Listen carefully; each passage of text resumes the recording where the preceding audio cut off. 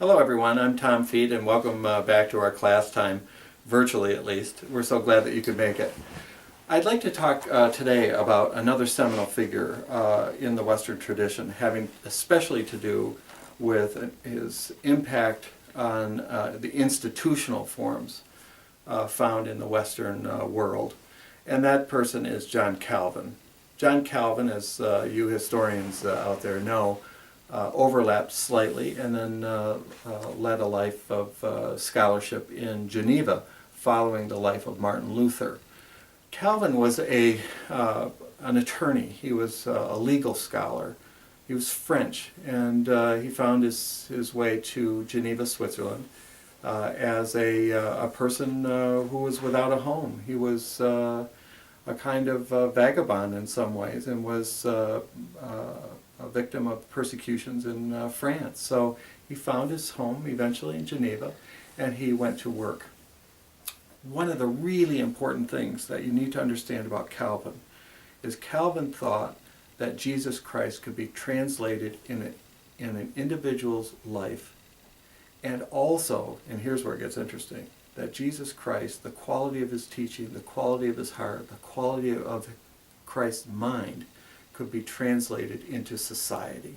That's a huge thing. And so Calvin, when he taught other pastors, they would go back to their homelands and they would call themselves Reformed. Reformed after the likeness of Jesus Christ. Reformed after the likeness of Christ as a person, but also how can we reform society around us so that it starts to reflect the values of Christ. Here's a great example. John Calvin lived and studied during the time of the Black Plague, the bubonic plague, and Geneva was not spared, as was the case for nearly every major city in Europe. Calvin took a look at this problem, and they decided, as best as they could understand it, the plague really was being caused because the water system was not purified. There was no central sewer system, and they thought, rightly so as it turned out, that if they could have a cleaner water system, including a sewer system, in the city of Geneva, that the incidence of plague would go down. They were right. And it's incredible. So Calvin and others went about the job of designing a workable sewer system in Geneva. It's still in place today, 500 years later, and it still works fine. Thank you very much. Now, you might want to ask the question, well, what does a sewer system have to do with a Calvinist? What does a sewer system have to do with a Christian theologian, an attorney?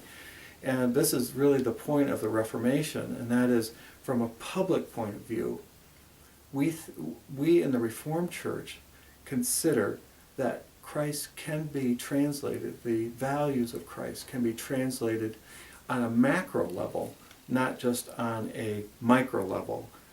Christ can be translated into a societal level, not just having a personal sense of piety about Christ. It's an interesting, I think, a provocative idea, and one that has been translated in many different ways throughout the world.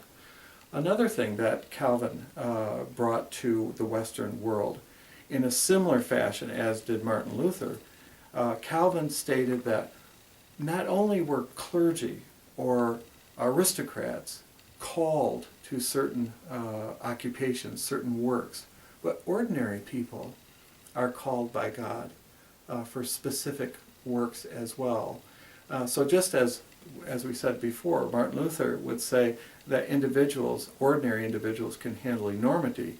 Now we're saying, or Calvin's saying, that ordinary individuals also are called to a specific work, a specific passion of God that must be translated through that individual person's life. So there's a democratization with Luther having to do with holy things. With Calvin, there's a democratization in terms of calling, that God is involved in every human being's life.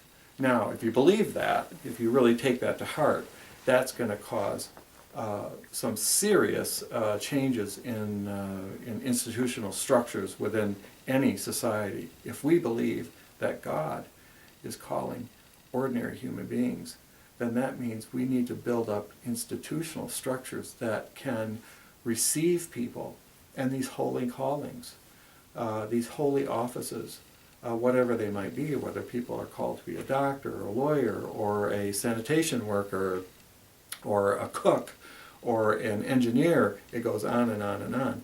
We in the Reformed Church believe that these are holy offices that people are being called to, and so institutions like colleges and universities, trade schools, and so on